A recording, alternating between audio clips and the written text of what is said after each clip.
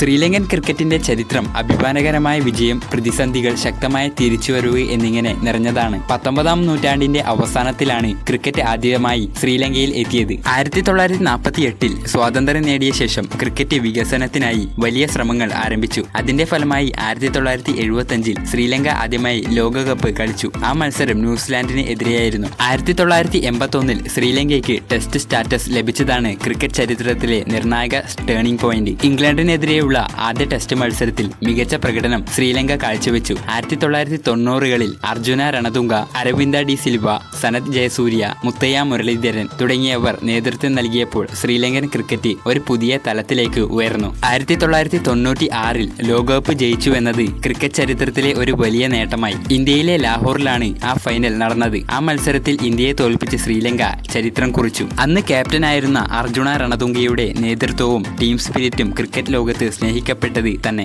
Sri Lankan cricket ഒരു അജയ്യരായ ടീമായി മാറി. മറ്റു ടീമുകൾക്ക് പാഠമാവുന്ന തരത്തിലുള്ള ആ കളിരീതി, അക്രമോത്സുകത, അവരുടെ ഓപ്പണിംഗ് ശൈലി, മെച്ചപ്പെട്ട സ്പിൻ ബോളിംഗ്, അക്രമം ഭയക്കാത്ത ഫീൽഡിംഗ് എന്നിവ അതേ കാലഘട്ടത്തിൽ രൂപപ്പെട്ടു. 1996-ലും ശേഷം 2007-11 ലോകകപ്പുകളിലും ഫൈനൽ എത്തിയത് ടീം സ്ഥിരതയോടെ മുന്നേറിയതായി കാണിച്ചു. കുമാർ സംഗകാര, മഹേള ജയവർദ്ധനെ, തിലകരത്ന ദിൽഷൻ തുടങ്ങിയവർക്കാണ് നന്ദി പറയേണ്ടത്. 2009-ൽ പാകിസ്ഥാനിൽ ടീം ബസ് ആക്രമിക്കപ്പെട്ടത് ശ്രീലങ്കൻ ക്രിക്കറ്റിന് ഒരു വലിയ ക്ഷീണമാവുകയായിരുന്നു. പക്ഷേ അതിനുശേഷവും ടീം തകർന്നില്ല. 2014-ൽ T20 ലോകകപ്പ് ജയം ശ്രീലങ്കയുടെ അവസാനത്തെ വലിയ കിരീടമായി. ക്യാപ്റ്റൻ ലസിത് മലിംഗയുടെ നേതൃത്വത്തിൽ ആ വിജയത്തിൽ ടീമിന്റെ പക്വതയും പ്രകടമായി. പിന്നീട് മുൻതലമുറ ക്രിക്കറ്റ് വിട്ടപ്പോൾ ടീമിന് മുന്നിൽ വലിയ വെല്ലുവിളികൾ പ്രത്യക്ഷപ്പെട്ടു. തന്ത്രങ്ങളുടെ അഭാവമാണ് ഇതിലെ പ്രധാന പ്രശ്നം. 2015-ന്റെ ശേഷം ശ്രീലങ്കയുടെ പ്രകടനം താഴ്ന്നതുകൊണ്ട് ക്രിക്കറ്റ് ആരാധകർ നിരാശരായി. ചില ക്രിക്കറ്റ് കക്ഷികൾ പോലും ശ്രീലങ്കയെ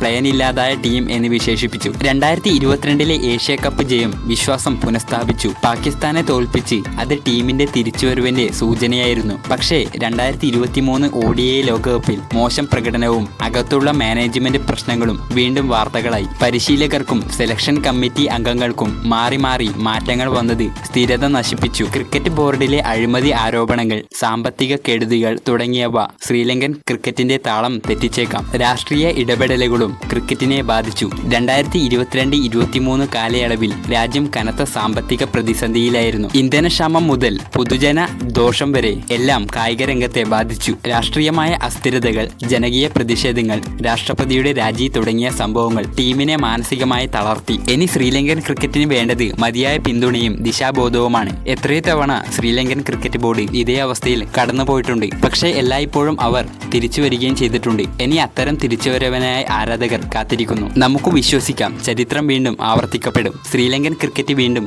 ലോകത്ത് തിളങ്ങും. ഈ വീഡിയോ ഇഷ്ടപ്പെട്ടെങ്കിൽ ലൈക്ക് ചെയ്യുക, ഷെയർ ചെയ്യുക, ചാനൽ സബ്സ്ക്രൈബ് ചെയ്യാൻ മറക്കല്ലേ.